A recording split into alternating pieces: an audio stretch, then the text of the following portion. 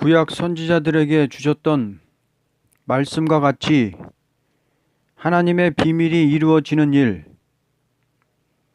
계시록 10장 7절에 일곱째 천사가 소리내는 날 그의 나팔을 불려고 할 때에 하나님이 그의 종 선지자들에게 전하신 복음과 같이 하나님의 그 비밀이 이루어지리라고 했습니다. 주 재림기에 되어지는 일은 하나님의 비밀이 이루어지는 일인데, 그 비밀은 구약의 선지자들에게 주었던 말씀대로 이루어지는 것이 종말의 역사가 된다는 것입니다.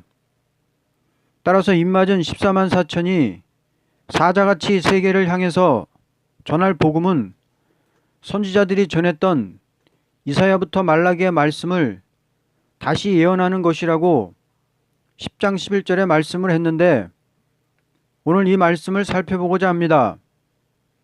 10장 4절부터 보면은 일곱 의뢰가 발할 때에 내가 기록하려고 하다가 곧 들으니 하늘에서 소리나서 말하기를 일곱 의뢰가 발한 것을 임봉하고 기록하지 말라고 했습니다.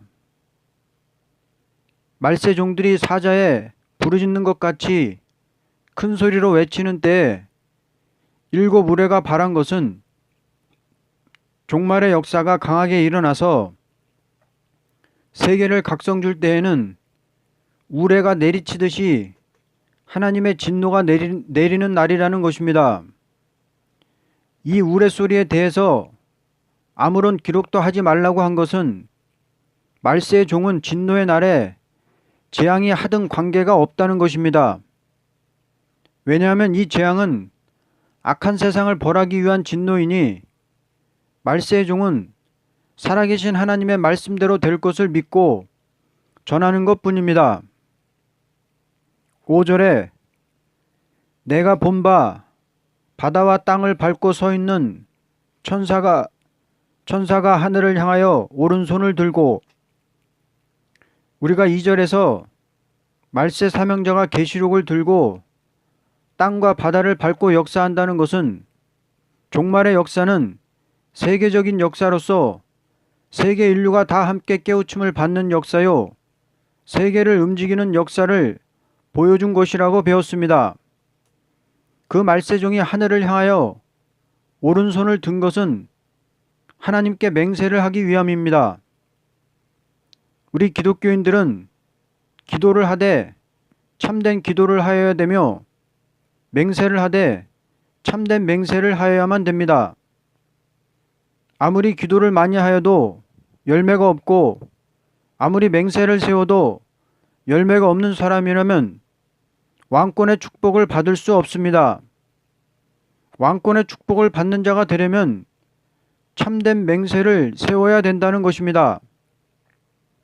6절에 세세토록 살아계시니 곧 하늘과 그 가운데 있는 물건이며 땅과 그 가운데 있는 물건이며 바다와 그 가운데 있는 물건을 창조하신 이를 가르쳐 맹세하여 이르되 지체하지 아니하리니, 하늘과 땅과 바다에 모든 생명체를 만드신 조물주 하나님 앞에 맹세를 하는 것은 변화 성도가 외치는 때는 죽어서 천당을 목적한 것이 아니고 지체하지 않고 성도의 나라가 온다는 경고입니다.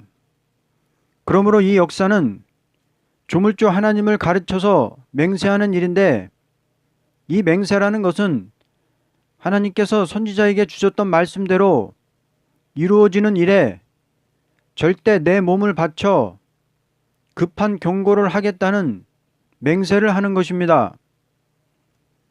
하나님께서는 사람의 맹세를 요구하는 신이 아니시고, 당신이 맹세를 세우시고 행하시면서 당신의 맹세를 따라 맹세하는 사람을 기뻐하십니다. 누구든지 하나님의 맹세의 말씀을 따라갈 적에 자기의 맹세는 없이 무조건 그 말씀을 순종한다면 하나님께서 책임을 지지를 않습니다. 어떤 사람이 하나님 말씀에 대하여 목숨을 바치겠다는 맹세가 중심에 없이 있다가 불리한 조건이 있을 때는 말씀을 따라 행치 않고 그 말씀에서 떠나 자기의 주관에 따라서 행한다면 하나님께서는 그 사람에게 역사를 하지 않으시는 것입니다. 어떤 사람이 계약서를 썼는데 거기에 도장을 찍지 않았다면 계약서를 쓴 사람이 책임을 지지 않는 것과 같습니다. 이와 같이 하나님께서는 하나님을 참되시다는 것을 인정하는 사람에게 맹세대로 역사하시는 것입니다.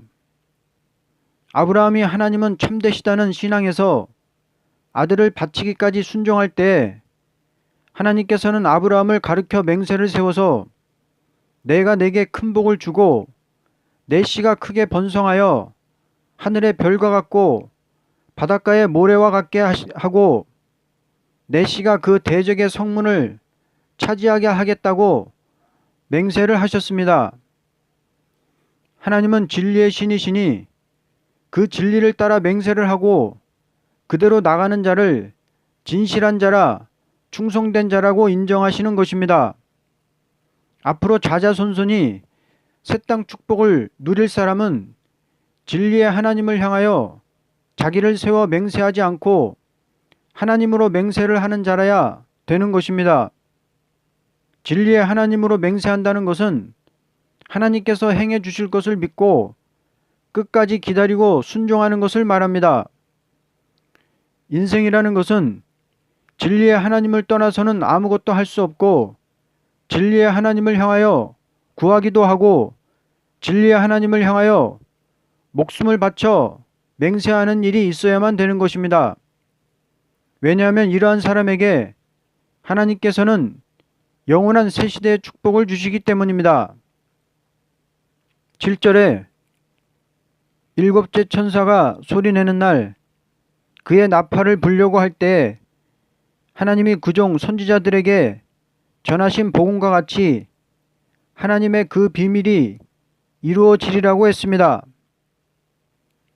저 높은 하늘도 하나님이 창조하셨고 깊은 바닷속에나 넓은 땅 위에나 모든 물건을 하나님께서 창조하셨습니다. 그런데 하나님께서 무슨 목적으로 창조하셨다는 것을 세상 사람들은 모르고 있습니다. 우리 인간끼리도 어떤 사람이 비밀을 가지고 있다면 그것을 알려주기 전에는 알 수가 없는 것입니다. 그런데 하물며 천지 만물을 창조하신 하나님의 비밀을 누가 가르쳐 주기 전에는 어떻게 감히 알 수가 있겠습니까? 우리들은 천지 만물을 창조하신 하나님의 비밀을 아는 지식이 있어야 합니다. 우리들이 학교에 가서는 하나님께서 창조하신 만물이 어떠한 물건이며 어떻게 사용하여야 된다는 것을 배우는 것입니다. 비행기가 공중으로 왕래하고 급행차가 땅으로 달리는 것은 하나님이 창조한 물과 불을 사용하는 법을 잘 연구한 사람들이 물과 불의 힘을 잘 이용한 것뿐입니다.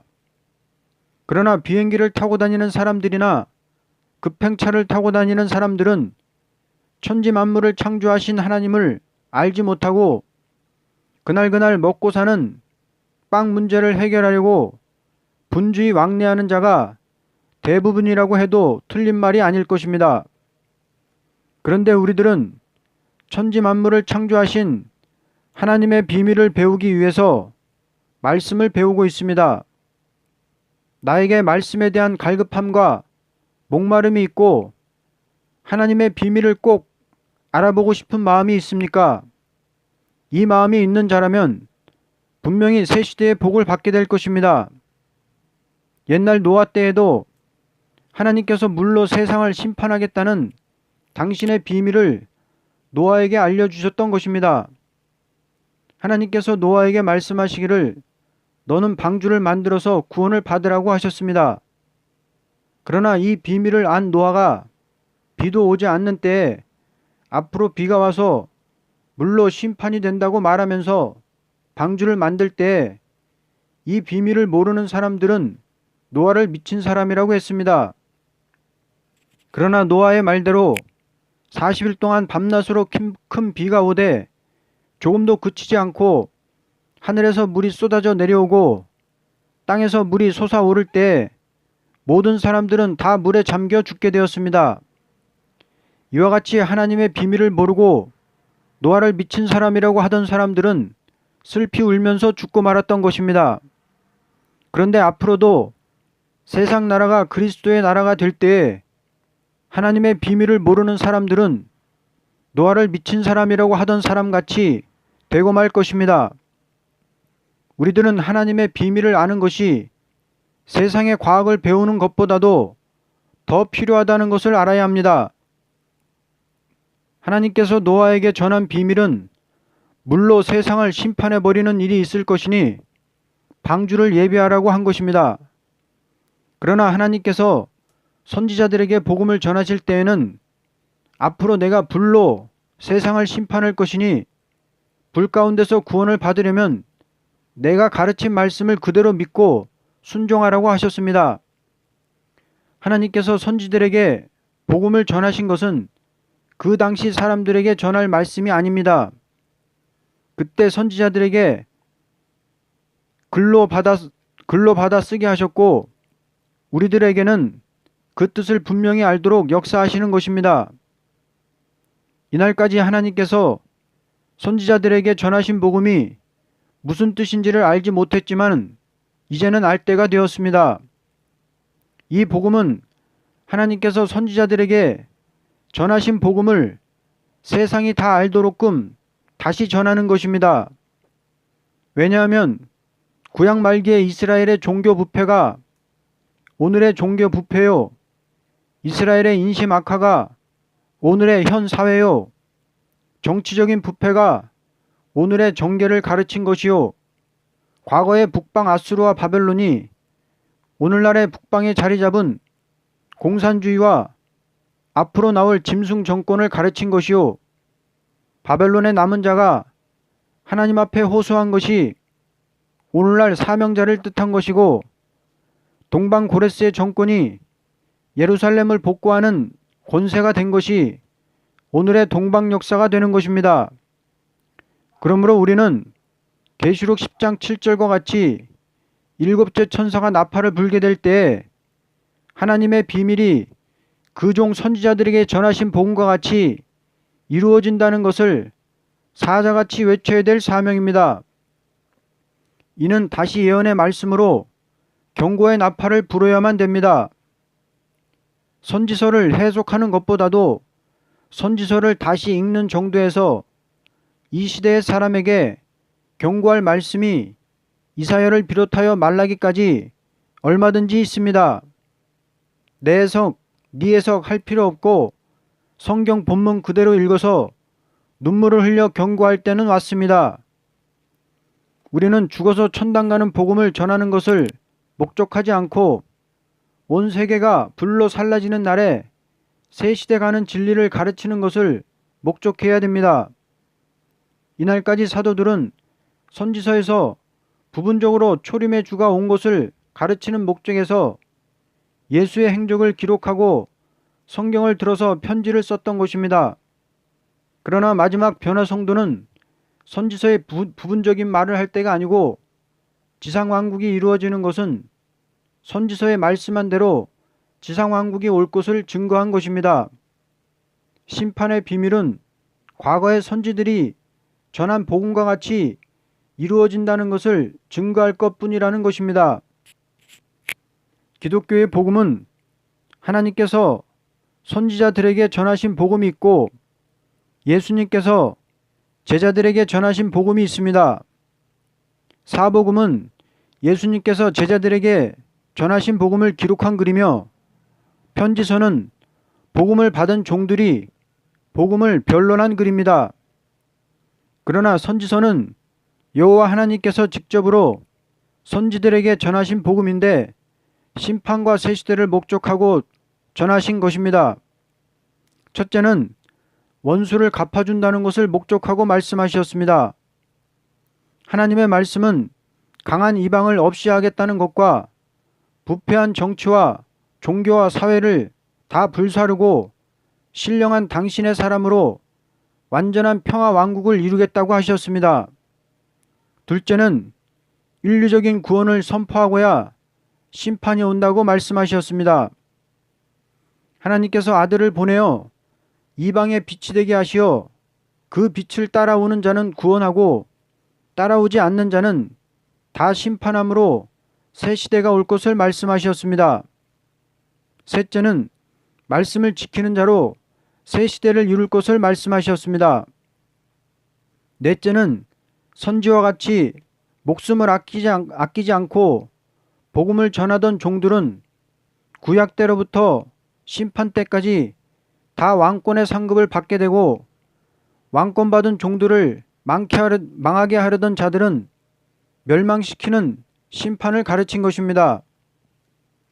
이와 같이 변화 성도의 사명은 선지자의 받은 말씀을 다시 예언해서 심판주를 영접할 준비를 시키는 사명이니, 이 사명을 감당할 완전한 무장을 갖추기 위해서 애써야 할 것입니다. 아멘.